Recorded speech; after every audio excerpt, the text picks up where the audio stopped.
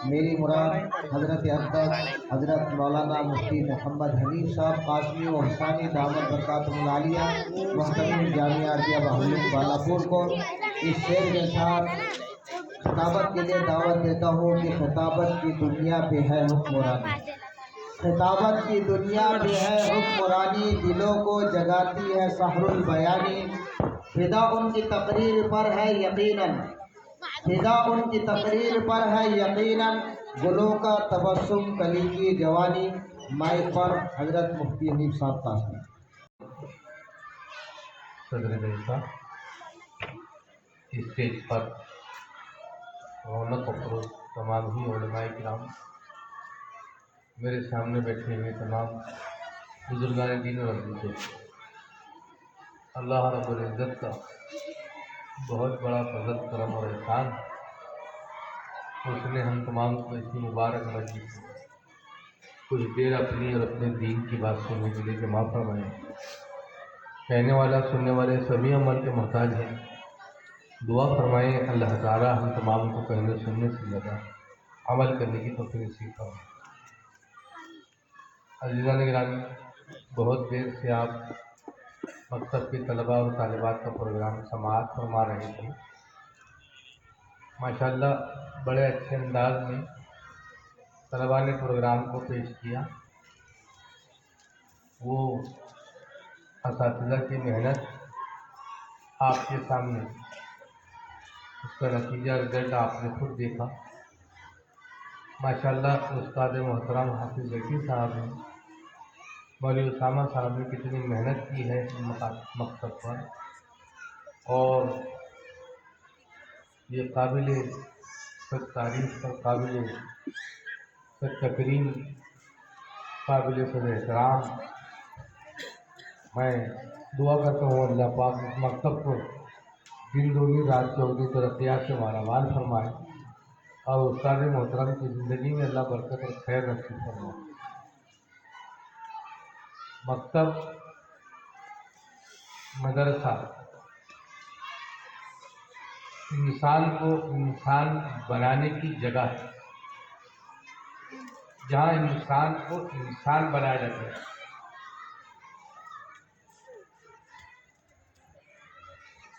मुर्गी अपने बच्चों को चुगना सिखाती है, बकरी अपने बच्चों को घास पालक खाना सिखाती है। हर जानवर अपने अंदाज में अपने बच्चों की एक तरबियत करता है। मामूली सिखाना,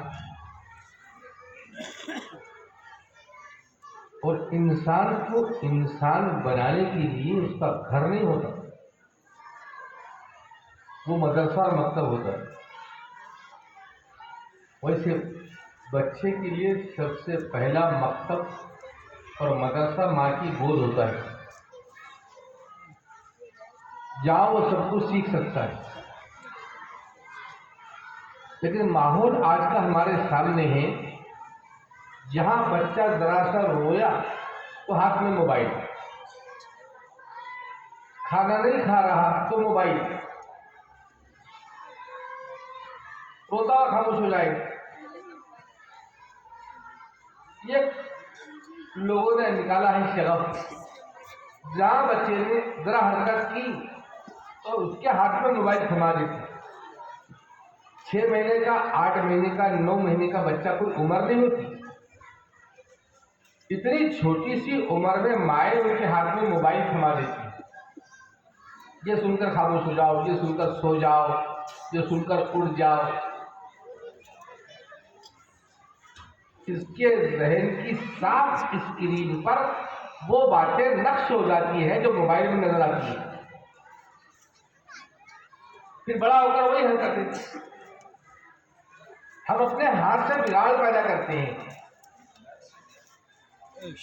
जो माँ की गोद बच्चे के लिए सबसे पहला मदरसा और मकतब था, जहाँ से इल्म सीखता था, आमाल सीखता था, अखलाक सीखता था, आज वही माँ की गोद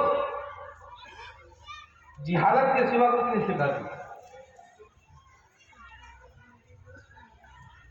इसलिए मकतब और मदरसा जहाँ पर इंसान को इंसान बनाया जाता है, ये बात बिल्कुल 100 दर्जे में सही कही जा सकती है। यहीं पर हर चीज की अदइया मासूरा प्रैक्टिकल तौर पर बच्चों को बताया सिखाया जाता है। ये जिंदगी का तर्ज है। ऐसे सर पर आपको ओढ़नी दुपट्टा रखना है, स्कार्फ बांधना है। छोटे छोटे बच्चों के लिए सर पर आपको टोपी सजाना है। पानी आपको बैठकर 3 सांस में पीना है। खाना इस अंदाज में खाना है। अल्लाह की किताब का इकराम और एहतराम इस अंदाज से करना है। बड़ों का इकराम एहतराम इस अंदाज में किया जाएगा। वुजू, गुस्ल, नमाज, जनाजा, हर चीज की दुआएं माशाअल्लाह उनको अकबर याद कराई जाती है। ये दीनी माहौल जो कभी हमारे घरों का हुआ करता था, आज नहीं होने की वजह से आज मकाती में मिलेगा। बहुत सारा इल्म का हिस्सा पहले बच्चे माँ की गोद में सीख लिया करते थे। माएँ थी, बाप थे, बने हुए थे, इल्म आ रहा था, हर तरफ से इल्म के नक्शे थे, माहौल बना हुआ था, तो सब लोग उससे जुड़े हुए थे। आपस की बातचीत, आपस के मुज़ाकरे इल्मी लाइन की हुआ करते थे, दूसरी और लाइन की नहीं। घर घर से तिलावत की आवाज आती थी। बड़े बड़े मदारिस कायम थे। दिल्ली शहर में 1000 से ज्यादा मदारिस थे एक शहर में। कुतुबखाने इतने भरे हुए थे, हाथों की लिखाई की स्याही होती थी, हाथों से लिखते थे किताबों को, कलमी नुस्खे, छाप खाने नहीं हुआ करते थे। हजारों लाखों की तादाद में मुसलमानों का इल्मी जखीरा किताबों की शक्ल में कुतुबखानों में मौजूद था। जब जालिमों ने मुल्क पर हमला किया और तमाम किताबों को दरिया बुलंद किया गया, दरिया में डाला गया, तो उन किताबों की वजह से दरिया का पानी कई दिन तक काला रहा और वो किताबों की वजह से दरिया में पुल बन गया। पुल कितने हजारों लाखों की तादाद में किताबें मुसलमानों ने छोड़ी थी, इतना इल्म फैला हुआ था। मेरे दोस्तों, अजीज बुजुर्गों, माहौल बनाने से बनता है और माँ बाप में कुछ होता है तब जाकर औलाद बनती है। टीपू सुल्तान रहमतुल्लाह अलैह शेर के जबड़े में हाथ डालकर फाड़ देते हैं। ये ताकत कैसे मिली? 10-12 साल की उम्र में शेर को फाड़ने वाला ये बच्चा मामूली ताकत का हामिल नहीं था। जबरदस्त कुव्वत और ताकत अल्लाह पाक ने जो अता की थी, वो किस वजह से नहीं थी? लोग तो कह रहे थे बुढ़िया का दिमाग सेट किया गया। मौत की खबर सुनकर शायद बुढ़िया का दिमाग चल गया, मगर बुढ़िया ये कह रही थी ये तुम्हारा गुमान है कि शेर मेरे बेटे को फाड़ सकता है। मेरा यकीन कहता है मेरा बेटा शेर को मार सकता है। यकीन नहीं आता कि थोड़ी देर रुक कर जाओ। लोग बातों में मसरूफ थे, रुके हुए थे कि टीपू सुल्तान ने शेर को दुम से पकड़ कर ले आए, मरा हुआ शेर। कभी भी तुम्हें कैसा यकीन था कि तुम्हारा बेटा शेर को मार सकता है? कि जब पैदा हुआ ना टीपू, 2.5 साल तक इस मां ने अपने बच्चे को दूध पिलाया, लेकिन कभी भी अपनी बच्चे को बगैर वजू के दूध नहीं पिलाई। जब भी दूध पिलाया है मैंने मेरे टीपू को, तो वजू करके दूध पिलाया है। जो माँ अपने बच्चे के मुंह में इस कदर पाकीज़ा रिस्क डालेगी, उसका बच्चा कभी ना जब पीठ फेर का भागने वाला नहीं हो सकता, वो शेर को मारने वाला हो सकता है। हलाल रोजी, हलाल लुक़्मे औलाद के पेट में डाले तो सालेह और फर्माबरदार औलाद पैदा हो, मुआशरे में इस्लाह हो। अब न जाने कितने हराम काम कर जाते हैं।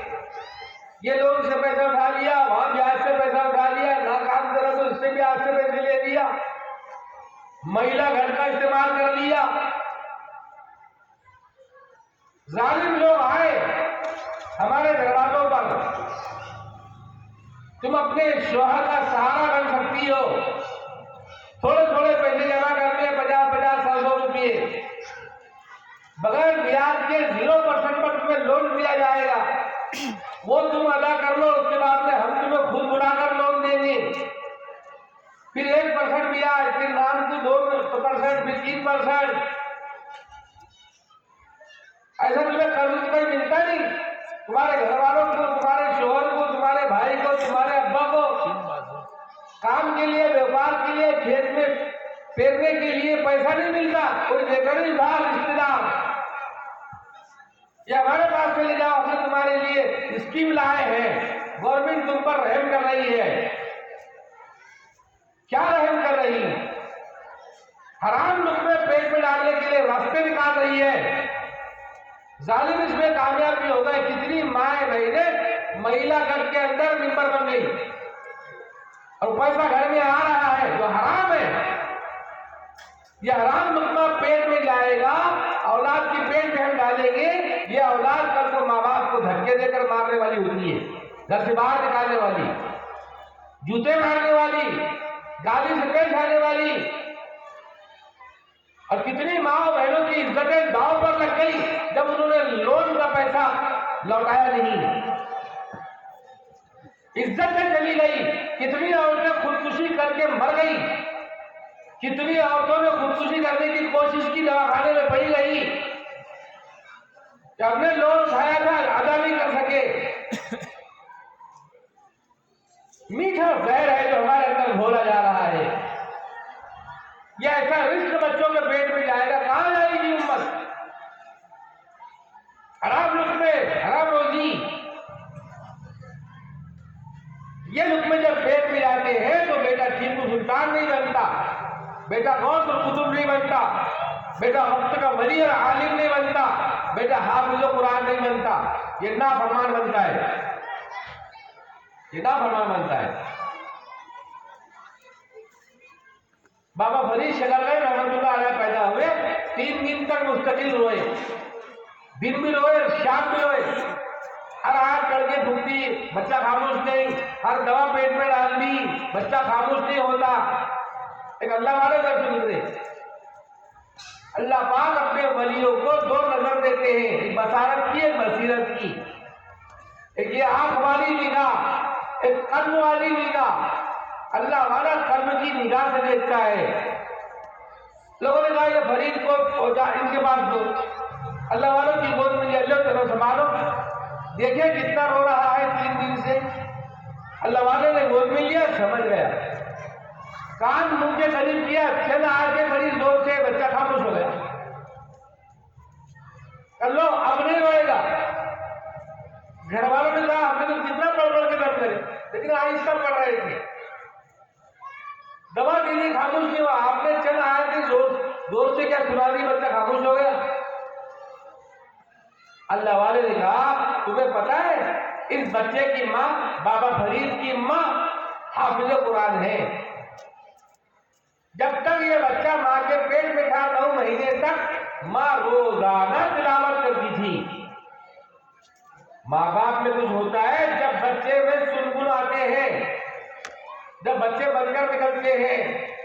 अपनी औलाद की तरबियत करना हो, उन्हें बनाना हो, आखिरत में निजात दिलानी हो, तो ये काम करने पड़ेंगे, हराम रुपये से बचाना पड़ेगा।